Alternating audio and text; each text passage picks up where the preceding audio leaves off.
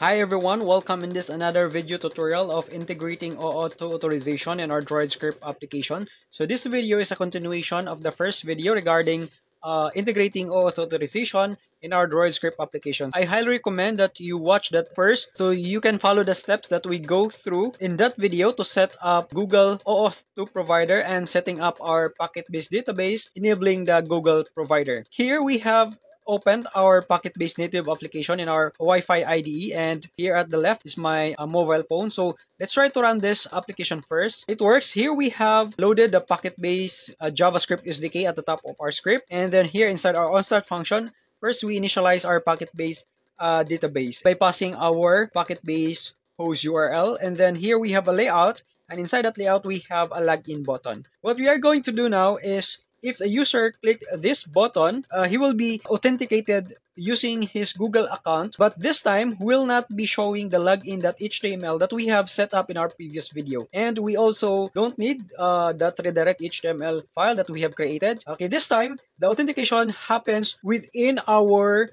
DroidScript application. So we try to wait for the user authenticating his account, and then if that action is successful, we will be listening right in our DroidScript application. So we don't need to set up for the temp users collection in our Pocket-based database. We don't need to listen for any authentication record in our Pocket-based database. So everything happens in our DroidScript application. This method is very safe because we are not exposing tokens and authenticated data into the browser. Okay, so without further ado, let's add OnTouch listener for this button. So btn that set OnTouch. Okay, we'll just call that login user function. So here at the bottom, we will define this logged in user function. Okay, so here what we are going to do is authenticate a user using auth with auth method in our user base collection. So var data equals await. Since we are using await here, I will make also this function an asynchronous function. So await db.collection will be authenticating using in that user's collection. .auth with OAuth2 passing our options.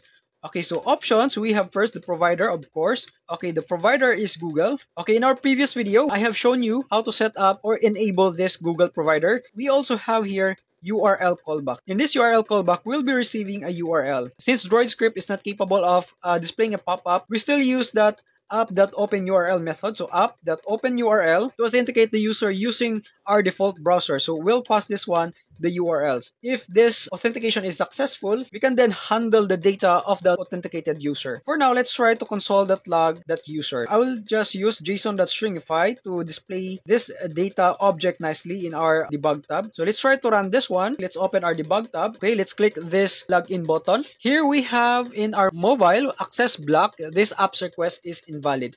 The error here is 400 redirect URI mismatch. The problem here is that we did not add our redirect URI or the default redirect URI of our Pocket-based database. Okay, so here I have our redirect URL. Your name -db.droidscript.cloud /API/OAuth to redirect. So I'll just copy this one and go to credentials in our console.cloud account in Google, and then navigate to credentials in our previous video. So we have this sample cloud client which we have set up in our previous video. So just click this one, and here at the bottom under this authorized redirect URIs, I'll just add our database redirect URL, OAuth2-redirect URI, and then click save. Okay, OAuth client save. So this time it should work. Okay, we'll just try to run this one. Open our debug tab, log in a user, and then it will open our default browser. Okay, so we have successfully authenticated a user. So here in our debug tab, we have displayed our user data. So this one, this object right here. So we have a token.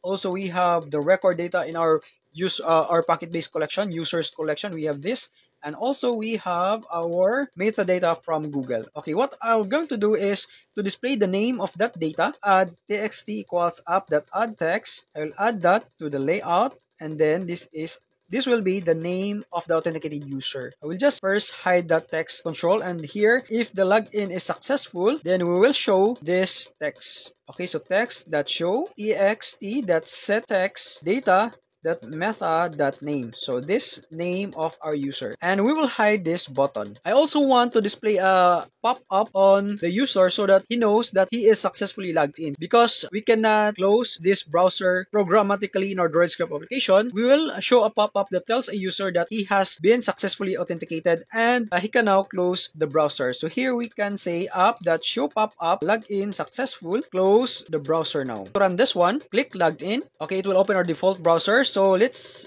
here at the bottom you see login successful, close the browser now. So we can close this browser, and here in our DroidScript application we see that the logged in name Jomar Hamak has been displayed in this text right here. So we have successfully used this method, this secured method of authenticating a user using the Google OAuth 2 provider. So that's all guys in this short video tutorial. I hope you find this video helpful. Thank you guys and see you in the next one.